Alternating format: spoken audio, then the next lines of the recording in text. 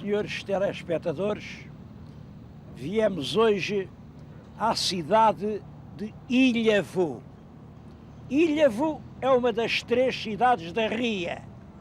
A Ria de Aveiro tem Aveiro, Ovar e Ilhavo.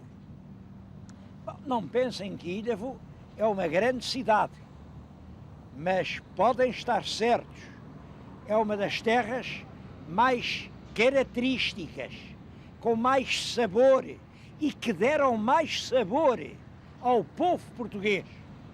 Ilhavo foi uma espécie de glândula de vida. Aqui de Ilhavo partiu gente que foi povoar, por exemplo, a Nazaré, as praias do Sul, chegaram até ao Algarve. Em Lisboa chamamos varinas aquelas raparigas que vendem o peixe porque eram do Ovar. Quer dizer, esta terra, pode-se dizer, foi uma espécie de inseminadora do povo português. A terra não é grande, mas tem, além da freguesia do Salvador. Salvador é o núcleo primitivo, onde a terra nasceu. E depois, com o tempo, foram aparecendo as gafanhas. Gafanha é uma palavra que quer dizer grandes areais que se foram assoreando e fazendo uma barreira junto ao mar. Bom, e as outras 3 freguesias é a Gafanha da Nazaré, é aqui que eu estou, estamos dentro da Gafanha da Nazaré, é a Gafanha da Encarnação, é a Gafanha do Carmo, e Gafanha quer dizer terra conquistada ao mar, quer dizer Ilhavo, inicialmente uma terra pequenina, quem sabe se uma ilha, alargou e hoje tem 3 freguesias que outrora eram Atlântico. Quem passar hoje pela cidade de Ilhavo não fica nada com a ideia que seja uma terra antiga. Pelo contrário, tudo aquilo parece moderno. É uma ilusão.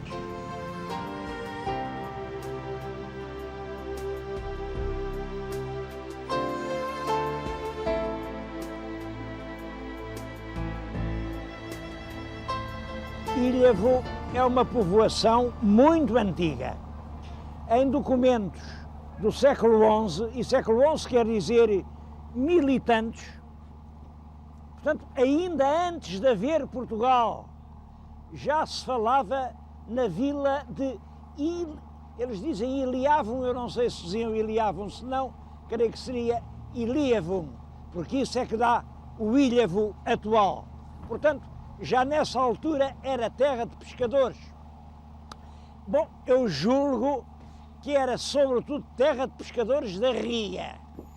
Pescar nas lagoas, pescar nas rias é muito mais fácil do que pescar no mar. Bom, e a gente ainda hoje tem um vestígio. Estes barcos da ria são todos barcos de fundo chato, não têm uma quilha, como têm todos os barcos do Atlântico. Portanto, isto é um indício de que a pesca mais antiga era uma pesca no lago, uma pesca nas lagoas, nestas reentrâncias profundas. Devo-lhes dizer que esta grande antiguidade de Ilhavo fez nascer uma série de lendas que ainda não acabaram. Eu tenho aqui um livro que saiu agora, olha, acho que saiu ontem. Os fenícios na Ibéria, imaginem, os fenícios na Ibéria. Sabem quem são os fenícios na Ibéria?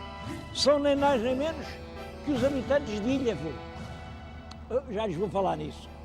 É que esta gente daqui de Ilhavo é uma gente, além de ser uma gente muito bem dotada, gente com muitas qualidades, gente com uma expansividade e uma capacidade de relação excepcionais, estava gente sempre de braços abertos. Além disso, são pessoas altas, espadaúdas, bem feitas, particularmente as mulheres, têm fama de ser as mulheres mais bonitas do país. Ora bem, então assim tão bonitas, porque é que elas são tão bonitas? Daí a lenda. Bom, é porque isto começou por ser uma colónia grega. Como todos sabem, as mulheres gregas eram lindíssimas. Portanto, se estas são lindíssimas, é porque eram gregas. Bom, este disparate é grande demais para aguentar muito tempo. Claro que não tem pés nem cabeça os gregos chegarem aqui, até a gente sabe que os gregos não podiam chegar a esta parte da península. Isto estava inteiramente por conta dos púnicos e dos cartagineses. Portanto, isto não tem sentido. Bom, então, vem uma nova versão.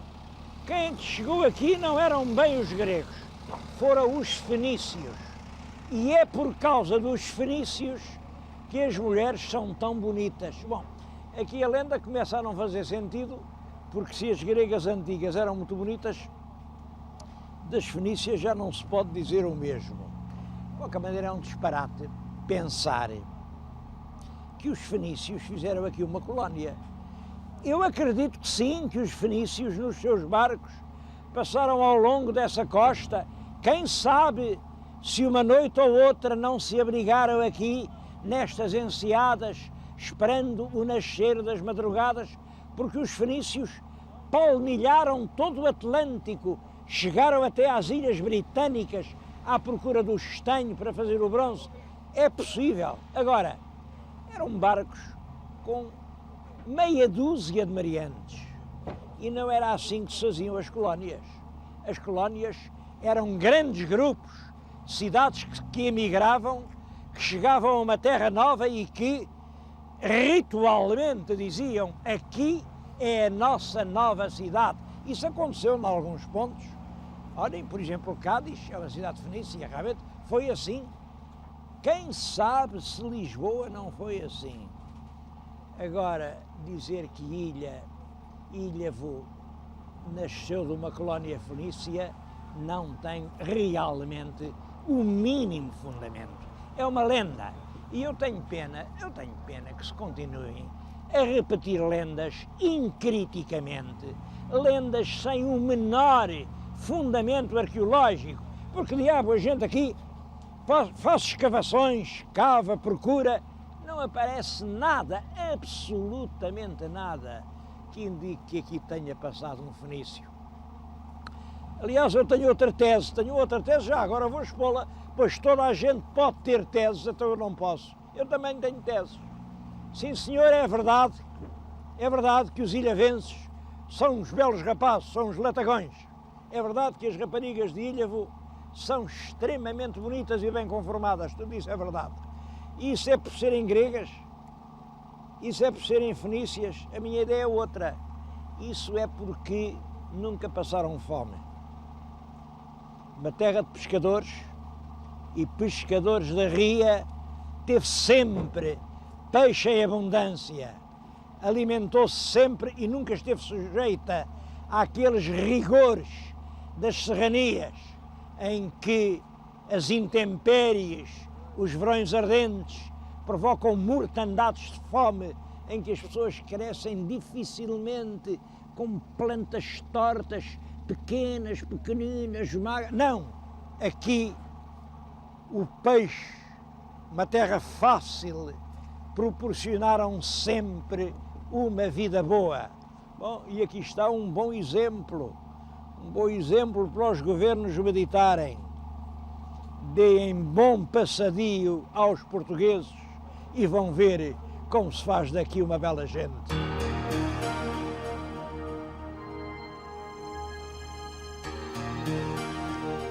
Claro, a pesca já não é hoje o que era de antes, mas esta gente continua a pescar. A pesca continua a ser verdade. Eu estou junto de um barco que chegou agora, olhem, vem lá dos mares do Equador, tenho junto de mim um espadarte, que belíssimo espadarte. Foi pescado lá para o Equador, portanto na América Central, vai ser vendido nas lotas portuguesas. Quem adora isto são os japoneses. Reparem, peixe que os portugueses pescam continua a dar de comer a todo o mundo. Quando a gente pensa nisto e vê os barcos a diminuírem, que diabo, então não se pode fazer nada para salvar a pesca, para continuar este tesouro que é o trabalho dos pescadores portugueses.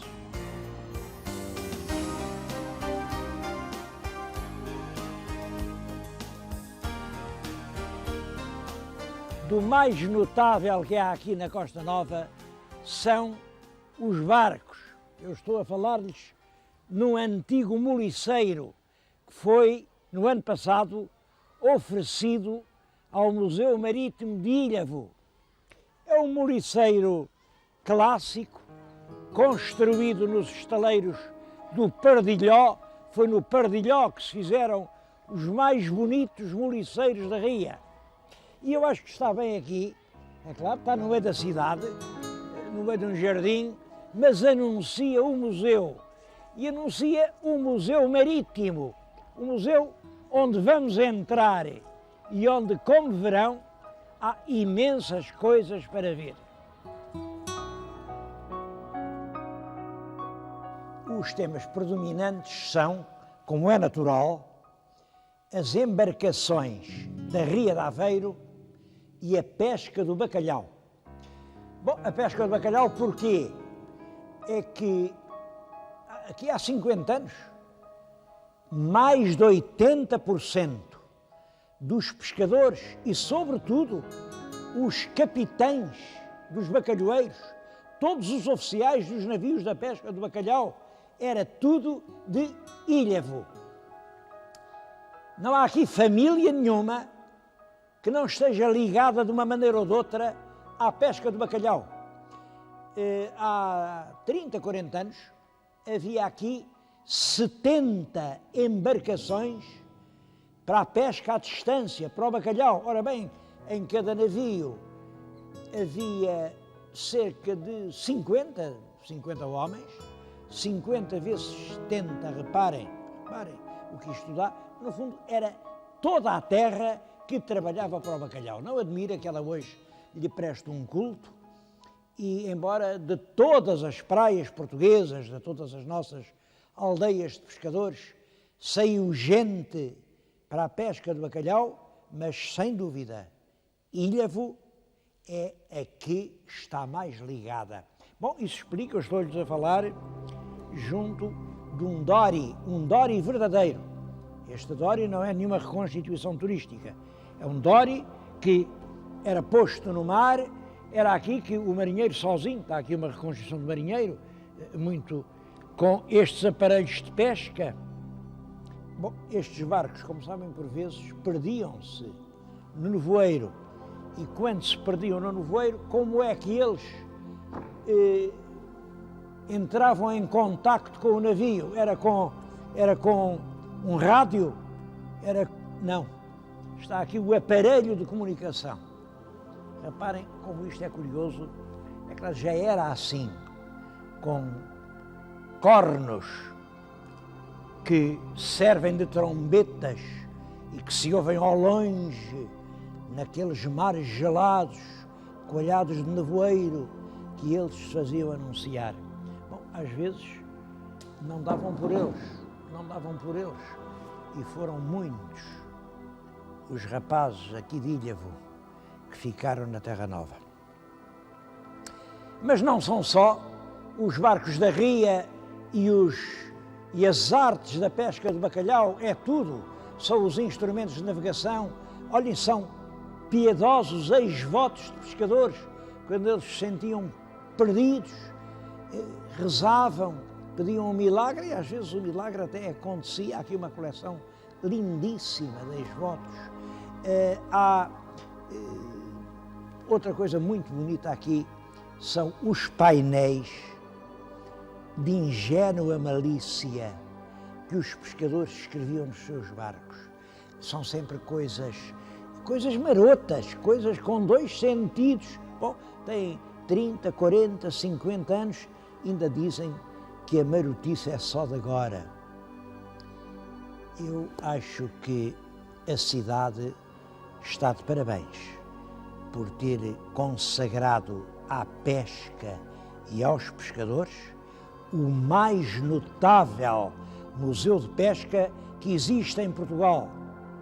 Não é só aqui na costa, mesmo em Lisboa. Em Lisboa eu pensei que é realmente um museu naval importante, mas nem de longe dá aos pescadores este relevo e esta importância que eles merecem, porque sem dúvida nenhuma estes pescadores da Praia do Rio, estes homens que andaram nas caravelas e nas faluas, foram eles dos grandes autores da história de Portugal.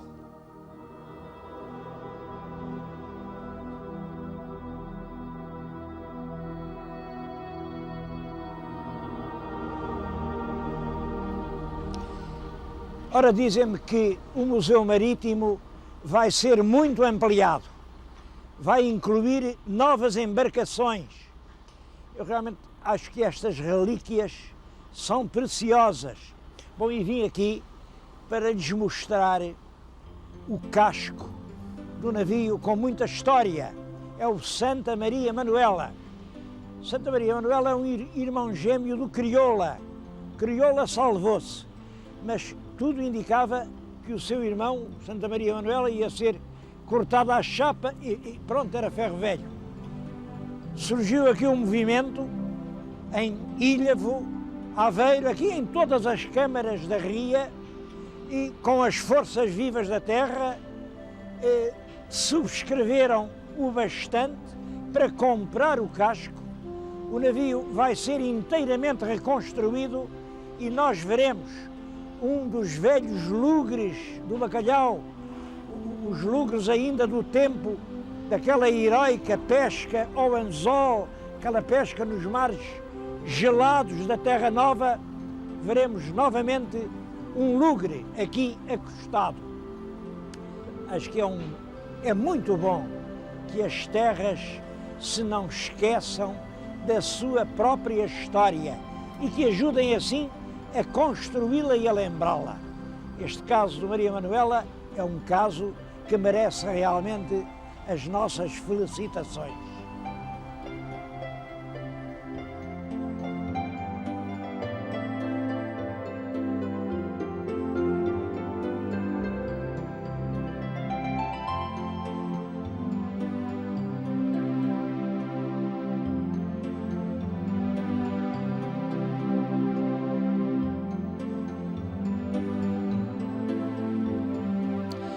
Já vimos que em Ilhavo não há assim grandes monumentos. Em todo caso, existe uma pequena joia de arquitetura, uma das obras-primas do nosso barroco, que aliás está classificada como monumento nacional. É o único monumento nacional de todo o concelho de Ilhavo. Eu estou agora aqui. É uma capela que é célebre por causa deste túmulo. Reparem, o túmulo representa-nos um prelado ansioso, que dirige os seus olhos numa súplica para uma imagem de Nossa Senhora, que está além, é a Senhora da Penha de França, enquanto a morte, com uma gadanha enorme, uma gadanha vem ceifar-lhe a vida. É a imagem de um homem que não quer morrer. Está agarrado às pompas do mundo. Está com a sua mitra episcopal. Está com todo o luxo das altas funções que exercia. À volta tem os emblemas da família. Ele era da família Manuel. Manuel, isto fazia-o descendente dos reis de Castela, do rei São Fernando, porque os primeiros Manuéis que vieram para Portugal foi com a dona Constança Manuel, que era filha do infante Dom Manuel, príncipe de Vilhena e de Escalona e, portanto, todos os manuéis passaram a usar realmente as armas do rei de Castela no seu brasão. É, sem dúvida, uma peça impressionante.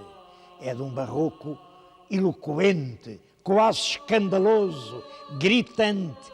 A obra não é de um português, é de um escultor francês muito característico, o Claude Laprade. Quem vier a esta cidade não deve deixar de ver esta obra-prima. Ela fica junto de um museu, o Museu da Vista Alegre. Bom, mas túmulo por túmulo,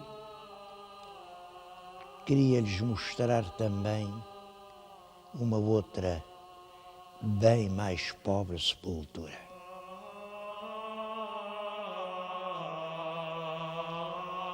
O outro túmulo é este. É a campa do Furriel João Nunes Redondo. Bom, é um rapaz que nasceu aqui em Ilhavo, a certa altura arranjou um bom emprego num banco em Mirandela, casou, tinha duas meninas pequeninas, muito bonitas, a Maria João e a Ana Paula, mas aí é apanhado pela mobilização e vai para a Guiné. Na Guiné há uma missão, ele a certa altura vai com dois soldados, dois companheiros, para limpar uma estrada que tem minas e vê-se uma mina.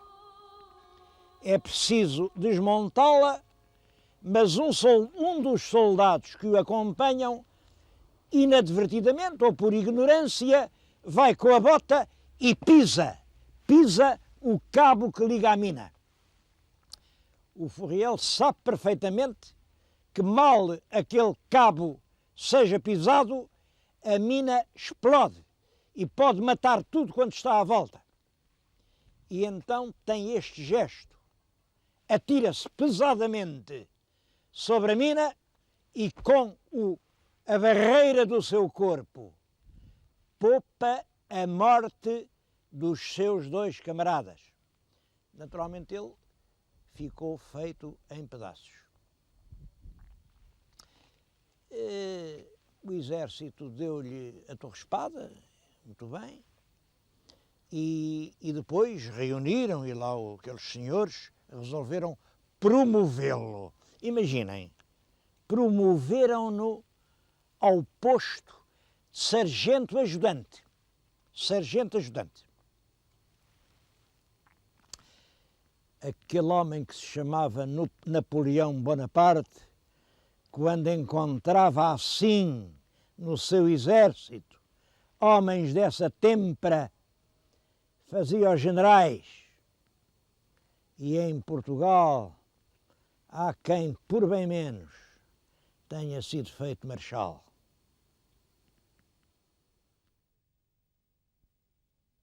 A gente de Ilhavo é notável pela força do caráter.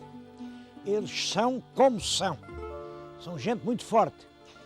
Há muitos ilhavenses ilustres, eu naturalmente não vou aqui fazer mas vou falar de dois que conheci pessoalmente. Aliás, um ainda o conheço, ainda é vivo. Um é o bispo Dom Manuel Trindade Salgueiro. Era filho de um pescador que morreu afogado no mar quando ele era pequenino. Bom, ele lá se criou, estudou no seminário e era realmente um homem de um caráter, de uma dignidade, de um aprumo. Era de facto um homem que impressionava.